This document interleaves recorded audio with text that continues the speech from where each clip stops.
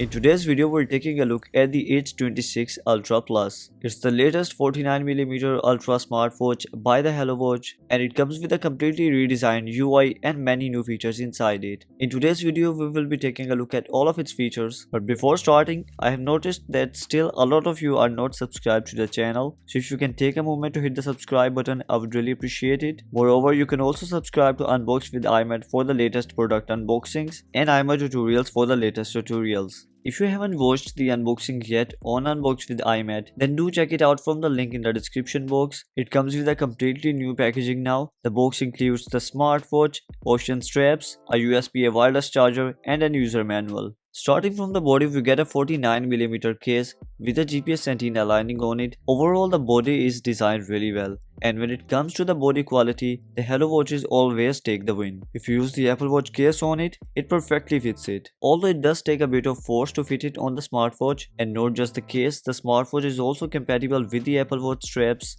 and you can purchase any straps sold online and the smartwatch will perfectly fit them. The strap locks are also working fine, and the straps won't come out until you press this button. Here's how the smartwatch looks on the wrist. In my opinion, if you're a skinny person like me, then you should go for the Series 11 version. You can find its full review in the description box below. On the top, we get a 2.04 inches AMOLED display with 368x448 resolution. And finally, the Hello Watches are smoother now. Welcome to 2025. The overall interaction with the smartwatch is a lot better compared to the older Hello Watches. You can see that even the scrolling is really good and the screen resolution looks a lot better. The text as well as the images are a lot clearer. And here is a look at the display.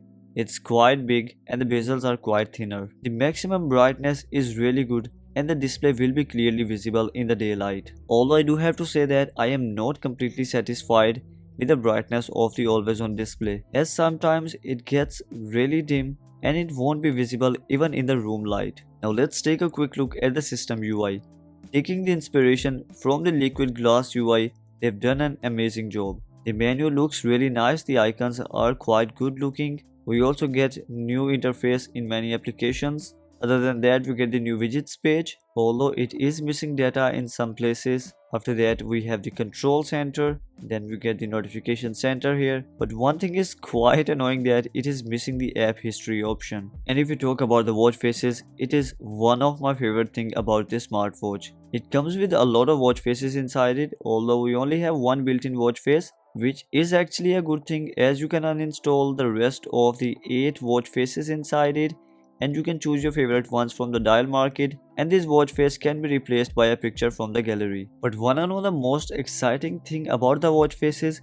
Now each of the watch face comes with its own always on display, and it works for all of the watch faces. Whichever watch face you use, it has its own designed always on display. If you try it on this one, here it is, and then we have this watch face.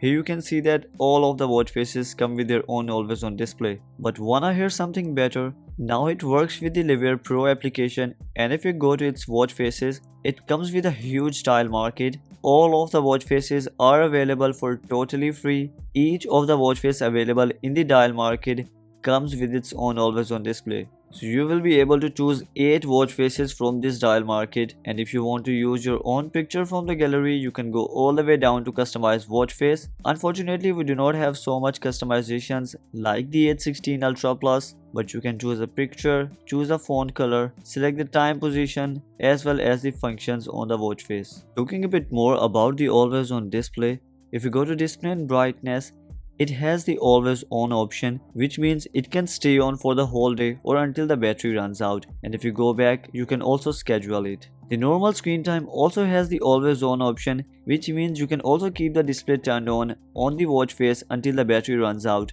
just like the H16 Ultra Plus. Then we get the palm gesture to turn off the display, tap to wake option, as well as the raise to wake option. As you all know that Hello Watches never come with the latest firmware updates, so when you receive it, you might be running an older version and you will have to manually update it to the latest version. If you haven't watched it yet, I've uploaded a full video on how to actually update it to the latest version. You can find the tutorial linked in the description box below. And talking about the firmware updates, the smartwatch still needs optimization at many places. For example, on the always on displays, the brightness is too dim and sometimes the resolution is not so good and the text shown is not so clear. And if you check out this watch face, here you can see that all of the pointers are on the incorrect positions. If you go to the watch face feature, this is how this watch face is supposed to look, but this is how it's looking. So really hope that it's fixed soon. Make sure you are subscribed and have the notifications turned on for the future updates. The sports mode application has also been updated with the latest interface. Unfortunately, it does not come with GPS inside it, which is a big thing missing in my opinion. And if you use any sports mode, first it's going to run a 3 seconds timer and then it will start it. While the sports mode is running, you can take a look at all of the important metrics. After that, you can control the media playing on the device or listen to the song stored on the smartwatch, and you can swipe to the left to add new training, pause, finish, or turn on the water lock. To check if the pedometer can be trusted to count the steps throughout the day or not, I did a pedometer test, so let's head over to the results. So I'm back after the pedometer test. Let's take off the smartwatch and here it is. Let me go to the activity application and it has counted 1052 steps. So in the pedometer test, I normally take a sample of 1000 steps and I also take my iPhone with myself to compare the values. If we open the application, I performed the test from 5 PM to 6 PM in which my iPhone has counted 1033 steps. So the accuracy is quite amazing and the smartwatch has passed my pedometer test. We also get the compass application. When using for the first time, you'll have to move it in the 8 figure to calibrate it, and once the calibration is done right, it'll start working. It also comes with different interfaces here. If you go to the main screen, it is showing 180 degrees to south, and my iPhone 7 also shows similar values here. Unfortunately, I cannot show both of them together, as when I bring my iPhone closer, the value is disturbed on the smartwatch. So when using the compass, make sure there are no magnets around you or your smartphone is not near it. The weather application is a must-have application in a smartwatch to stay one step ahead of weather. But unfortunately, it is not working fine in the Hello Watch, and even though my smartwatch is connected with the watch application, but it still does not show any weather data here. While occasionally it starts working, but most of the time it's not working. But using the smart application feature, you can use the weather option. Later in the video, I'll tell you how to install it. And then we have the location application, which will show your approximate location. And using the watch application, you can also turn on the drink reminder and the sedentary reminder. It also includes many health related applications, including the heart rate and blood oxygen level checker. So to check the accuracy, let's go ahead and perform an oximeter test pre-workout as well as post-workout. While doing the oximeter test, make sure that you are wearing the smartwatch at a 2-finger distance from the wrist bone. So let's take the first reading. Currently both of the devices are showing similar values, and as the value is rising on the oximeter, it is also rising on the smartwatch as you can see. And you can see that continuously both of them are showing similar values. When the value goes down on the oximeter, it also goes down on the smartwatch. Now I'm gonna do some exercise and then we'll see if the smartwatch will still show accurate values or not. So I'm back after the workout. Let's turn on the heart rate checker on the smartwatch, and here is the oximeter. So both of the devices are currently showing similar values. We have 120 versus 122 beats per minute, and the smartwatch has passed my oximeter test. You can see that as the value is going down on the oximeter, it's also going down on the smartwatch. But I would never recommend you to rely on these smartwatches, and if you have a serious health condition, always opt for the real health gadgets like an oximeter or a real blood pressure checker. After that, the smartwatch also comes with a sleep tracker, which is not trustworthy at all. I tested it last night from around 3 AM to 9 AM, but it failed to record any sleep data for me. I also tested it a night before yesterday, and the smartwatch was on Do Not Disturb mode and on my wrist from around 2 AM to 7 AM. During this time, I only slept from 3 AM to 5 AM, and the smartwatch recorded the sleep data until 7 AM since the smartwatch was on Do Not Disturb mode and I was not moving as I was on my desk. So the sleep tracker is not trustworthy at all in my case. Then we get the mindfulness or the breath training application. We have the cycle tracking for the females. If you want to track your cycle, you can set up your profile in the Liveair Pro application. And then we also have the noise application. Currently it shows 30. Let's snap next to the microphone, and when I snap here, the value does go high.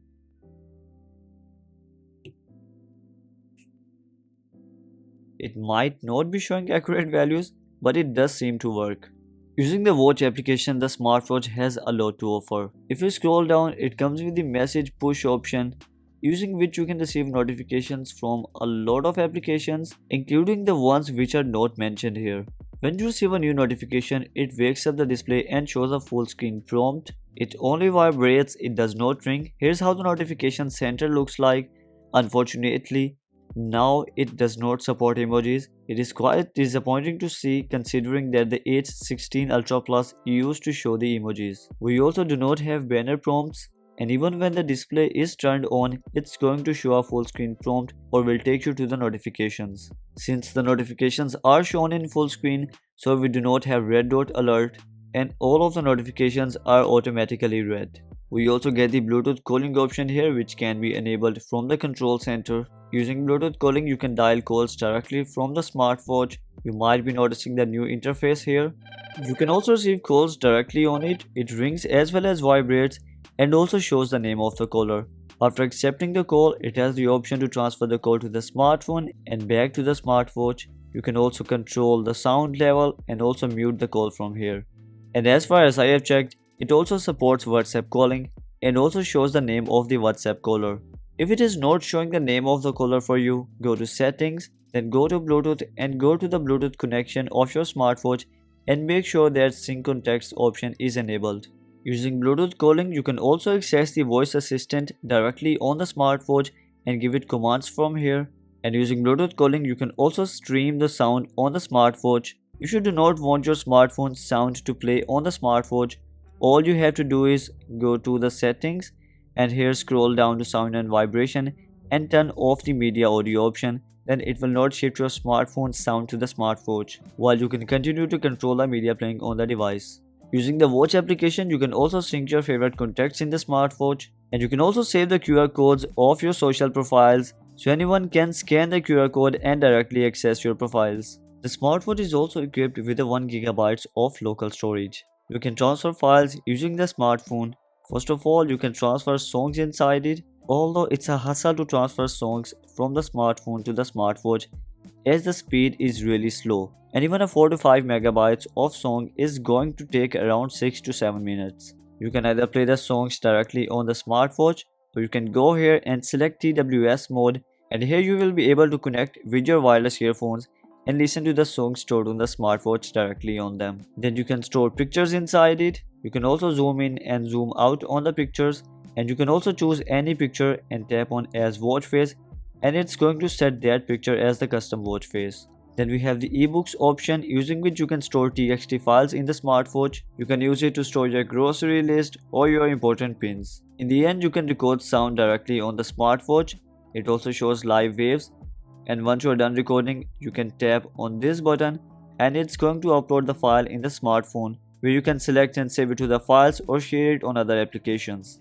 The smartwatch also comes with the network sharing option, using which you can use many smart applications inside it. First of all, we get this app store here. There are many games as well as applications here. You can also install them directly from the watch application. We have the Explore Watch app option here. We do have some of the applications already available here, like the Maps option. Do remember that it does not come with GPS inside it. The map works with the help of the watch application and the network sharing, but it doesn't seem to work quite well for me, and it keeps showing location failed for me. Maybe it is also supposed to work only in China. If you have this watch and it's working for you, let me know in the comments. Then we have the weather option. Here you can see that it's showing the weather for Lahore finally. So the application available in the smartwatch does not load the weather data, but the application that you can install from the App Store does show the weather data. We also get the DeepSeek application here. Let's try it out. Tell me about iPhone 7. It says authentication failure. So as far as I have checked, it's not working for me. Then you can also install BBC News, and we also get the tick option, using which you can take notes.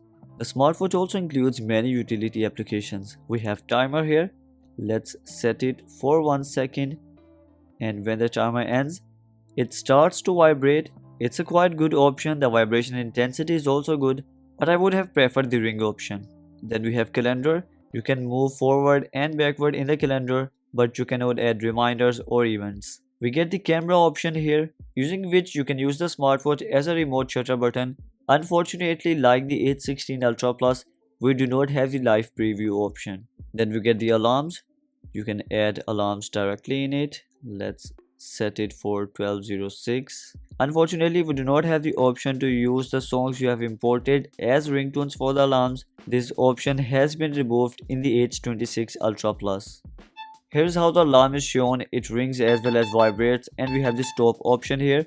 If you want to turn on the snooze option, you can once again go to alarms, go to the alarm setting and turn on the snooze option here. A lot of you ask if the alarm has the vibrate only option. So let's go ahead and turn on the mute mode, and I'm gonna turn on the alarm once again. So here it is.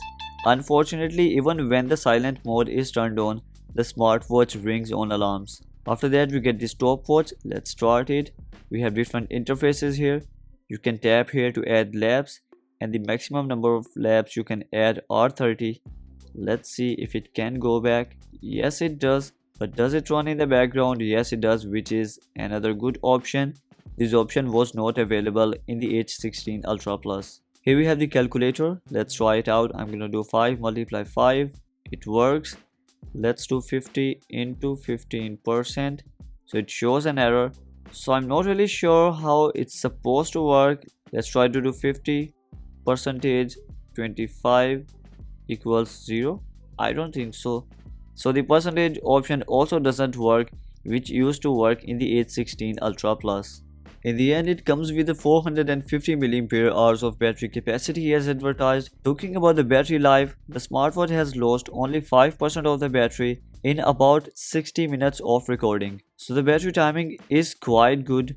I charged it to 95% yesterday, and you can see that it's working extremely well. It's still sitting at 81%. And the battery timing is also quite good with the always on display turned on, as the brightness is too dim on the always on display.